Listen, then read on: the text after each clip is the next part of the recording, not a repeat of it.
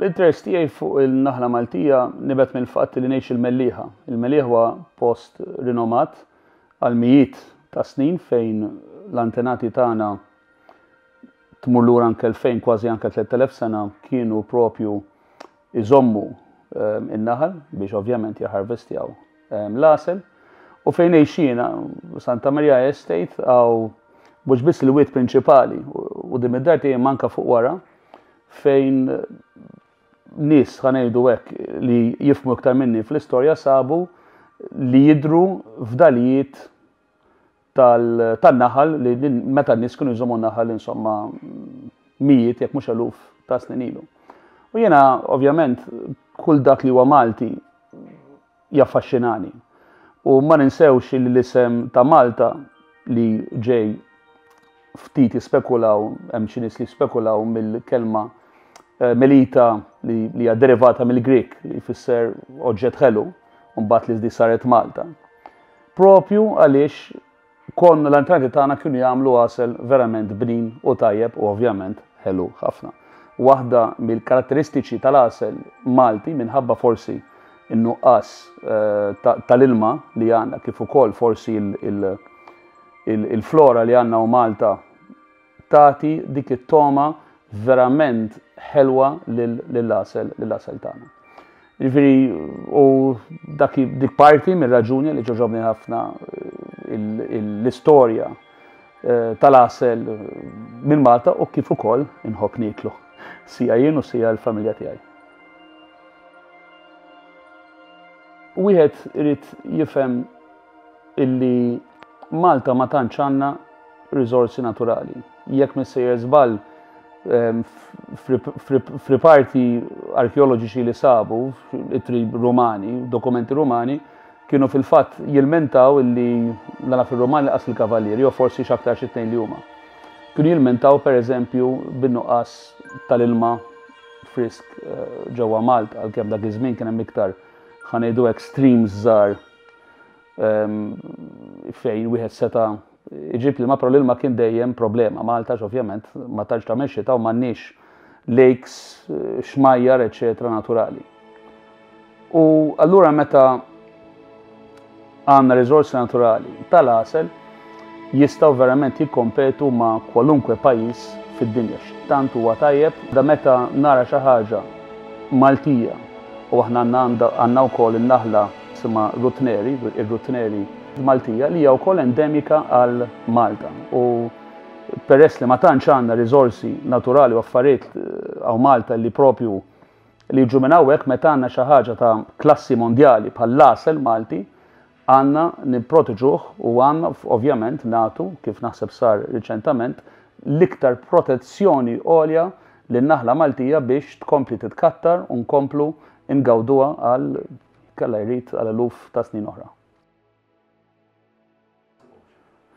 Għaliex importanti li nipproteġu n-naħla Maltija. Jiena naħseb il-wake up call kienet meta ltqajt mal-perit Jorge Spiteri li llum huwa ħabib tiegħi wkoll, wieħed minn tad-dar illi jiena minn għalija li n-naħla Maltija li l-għasel Malti kien eluf ta' glale, ma kienx problemi, illi tant għaw ġit u tant għaw naħal b'saħħtu fil-fatt il-verità kienet bil-kontrarju, n-naħal speċjalment meta ltqajt miegħu dak iż-żmien illum donnu daqsxejn ħarir aħjar, però qiegħed ġo sitwazzjoni ftit prekarja,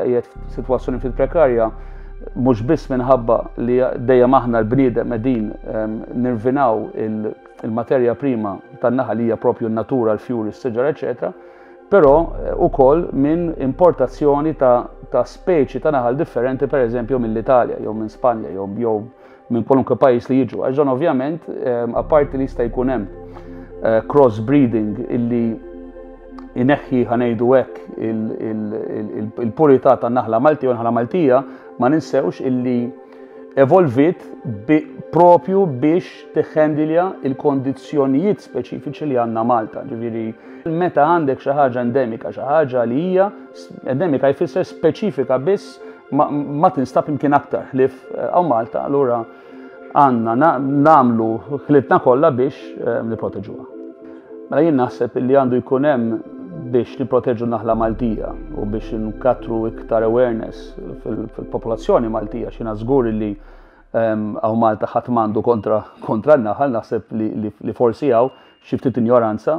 Min-naħla l-ewwel nies mhijiex perikoluża, il-naħla sakemm ma tmurx tattakka l-bejta tagħha, pereżempju, mhux se tattakkak kif ġipu laħaq, propju tiddejjaqhom biex nigżuk, eċetera. Se jkun hemm xi inċident, imma sakemm inti m'intix allerġiku, kważi it-Tingiża kważi iktar tagħmellek ġid mill-ideni. Ovvjament għandek laħ tal-bidu. Però naħseb illi għandu jkun hemm konsultazzjoni man-nies, mal-esperti f'dan is-settur, mal-beekeepers Maltin, biex naraw x'nistgħu nagħmlu. Ovvjament il-protezzjoni tal-ambjent li għabba għandna. Nifqu din il-gwerra kontra s-siġar kontra natura. Hija kważi gwerra ngħidilha jien għax tant għandna ftit natura Malta illi dak li għandna irridu nipproteġuh b'kull mezz illi għandna. U b'konsultazzjoni nerġa' ngħid, jiena m'iniex espert, jiena biss amateur ta' livell baxx ħafna, għandi nerġa' nsemmi il-Perit Jorge Spiter li jgħinni fil-beekeeping tiegħi, però naf biżżejjed illi pereżempju għandna niżraw tip nerġa' ngħid ta' siġar u fjuri, speċjalment dawk li huma endemiċi fil-pajjiż Malti biex ngħinu lin-naħal isibu l-ikel. Ġifieri naħseb importanti li tfal fl-iskejjel ikun hemm anke programmi ta' edukazzjoni biex forsi naf dawk li għandhom spazju fuq il-bejt, dawk li jgħixu f'ambjent daqsxejn rurali fejn hemm il-veġetazzjoni fejn in-naħal jista' jiekol, forsi jibdew anke jżommu għaliex le bejta ta' naħal jew tnejn. Ġifieri affarijiet żgħar, taqtiriet żgħar li meta tiġbor it-taqtiriet kollha u dal-affarijiet kollha flimkien timla l-bramel u timla postijiet kbar bil-ġid li mbagħad isarraf ovvjament f'naħla Maltija iktar b'saħħitha u finalment b'aktar għasel bnin Malti.